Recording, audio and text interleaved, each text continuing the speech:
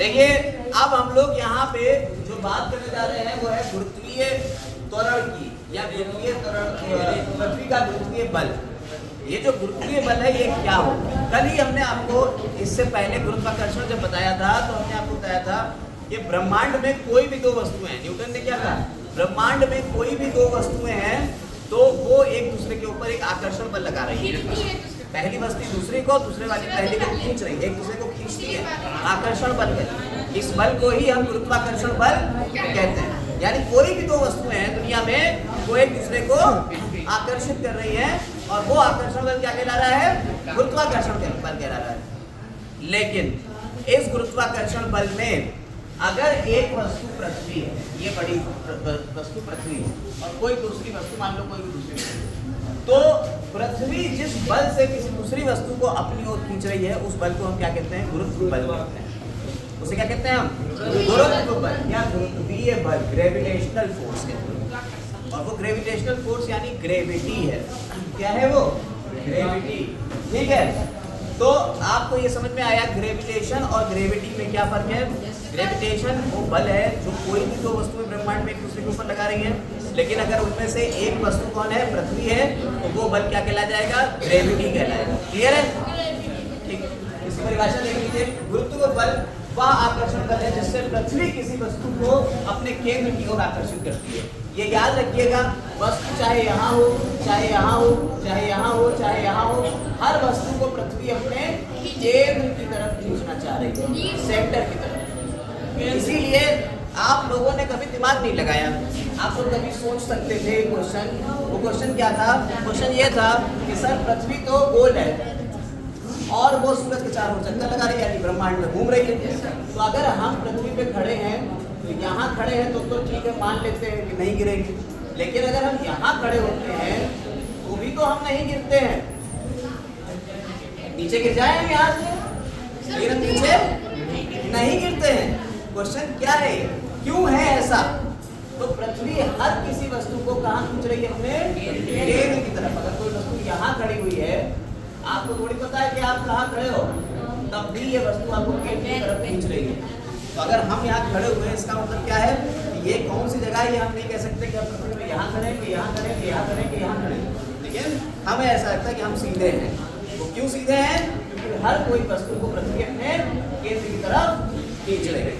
और वो जो केंद्र की तरफ जिस बल से खींच रही है, उस बल को हम क्या कहते हैं, गुरुत्व बल कहते हैं। समझ में आई बात या नहीं, बल को क्या कहते हैं, गुरुत्व बल यानी ग्रेविटी कहते हैं। क्लियर हो गई मेरी बात, कोई दिक्कत। अब आती है गुरुत्वीय त्वरण की बात। आप एक चौक को नीचे, ऊपर से जब नीचे फेंकते हैं तो ये चौक जो नीचे गिर गई, ये चौक जो चौक नीचे गिर गई तो क्या हुआ, आप जब ऊपर से किसी चीज को नीचे फेंकना है, आप जब ऊपर से किसी चीज को नीचे फेंक रहे हैं तो वो तेज होती है। आप ऐसे इतना ऊंचाई से फेंकें और एक बहुत ऊंचाई से फेंकें तो उसमें स्पीड बढ़ गई। वो क्यों बढ़ रही है, ऐसा क्यों हो रहा है कि उसकी स्पीड बढ़ रही है, क्योंकि ये पृथ्वी जो है, जब पृथ्वी किसी चीज को अपनी तरफ खींच रही है तो बल लगा रही है ना, बल लगा रही है। तो बल, वो गुरुत्व बल को हम जी से कह देते हैं, ग्रेविटी, जी से दिखाते हैं। ग्रेविटी को किससे दिखाते हैं, जी से। तो जब वो ऊपर से नीचे की तरफ बल लगाया जा रहा है, बल लगाएंगे तो त्वरण अपने आप आ जाएगी। बल और त्वरण हमने आपको पहले बताया था। अगर त्वरण है तो इसका मतलब है उसमें कहीं ना कहीं बल लग रहा होगा, ठीक है। और अगर बल है तो इसका मतलब है त्वरण हो रही होगी। तो दोनों एक दूसरे से लिंक है। यहाँ पे ये बल लगा रहा है, जी बल। इस बल से पृथ्वी अपनी किसी भी वस्तु को अपनी तरफ, मान लीजिए ये बल, ये वस्तु का द्रव्यमान m था, इस वस्तु को जी बल से ये अपनी तरफ खींच रही है। तो जी क्या है, कितने त्वरण है, ठीक है। ये इसको अपने जिस बल से खींच रही है, वो इस पे कितना बल लग रहा होगा, वो फोर्स होगा mg। ये इस फोर्स से खींच रही है, ये गुरुत्वीय त्वरण है, ठीक है। यानी ऊपर से नीचे आने में कितनी देर में कितना परिवर्तन हो गया, वेग परिवर्तन ही तो त्वरण कहलाता है। तो वही चीज यहाँ आ रही है, गुरुत्वीय त्वरण की बात आ रही है। जब ग्रेविटी यानी फोर्स लग रहा है, ग्रेविटी यानी कि फोर्स लग रहा है, तो ये फोर्स क्या करेगा, इस वस्तु में एक त्वरण उत्पन्न करेगा। वो त्वरण किसके बराबर होगी, वही परिभाषा है आपको देना है, वही है गुरुत्वीय त्वरण। गुरुत्वीय त्वरण मुक्त रूप से पृथ्वी की ओर गिरती किसी वस्तु के वेग में 1 सेकंड में होने वाली वृद्धि है।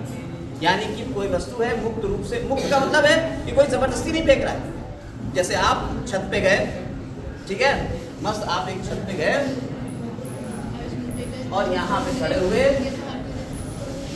और एक पैर आगे बढ़ा दिया, दोनों पैर यहाँ बढ़ा दिए।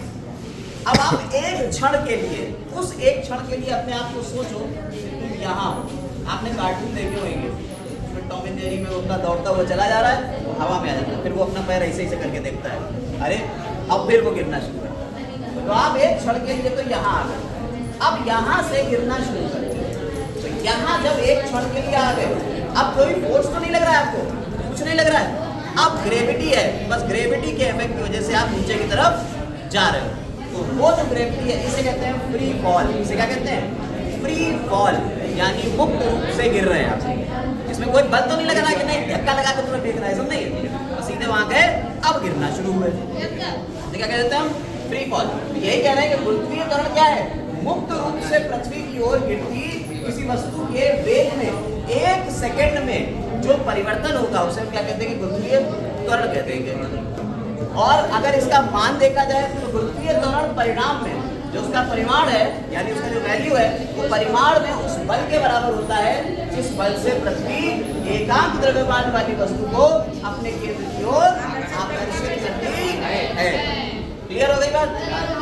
ये पॉइंट समझ में आ गया। गुरुत्व क्या है, गुरुत्वाकर्षण बल क्या है? तो ये जो बल है वो कितना होगा? ये एमजी के बराबर बल है जी। और जी क्या है? ग्रेविटेशनल एक्सीलरेशन, यानी कि गुरुत्वीय त्वरण। इसे क्या कहेंगे? गुरुत्वीय त्वरण। गुरुत्वीय त्वरण जो होती है वो क्या है? जी से लिखते हैं, स्मॉल जी से। और कैपिटल जी के बारे में जब बताया था, ये क्या था?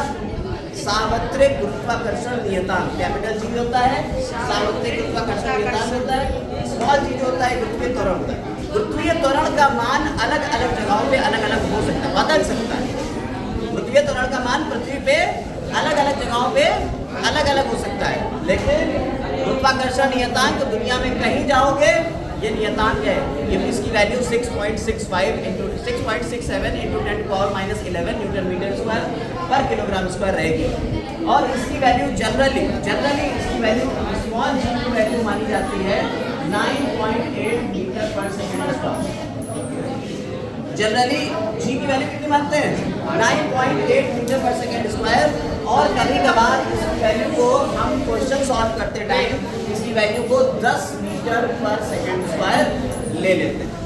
क्वेश्चन सॉल्व करने के लिए, आसानी के लिए 9.8 को हम 10 लिख सकते हैं, इसलिए 10 ले लेते हैं। लेकिन जनरली इसकी वैल्यू ये नहीं जाती, और ये वैल्यू ऊपर नीचे हो सकती है जब चांद पे आप जाते हो।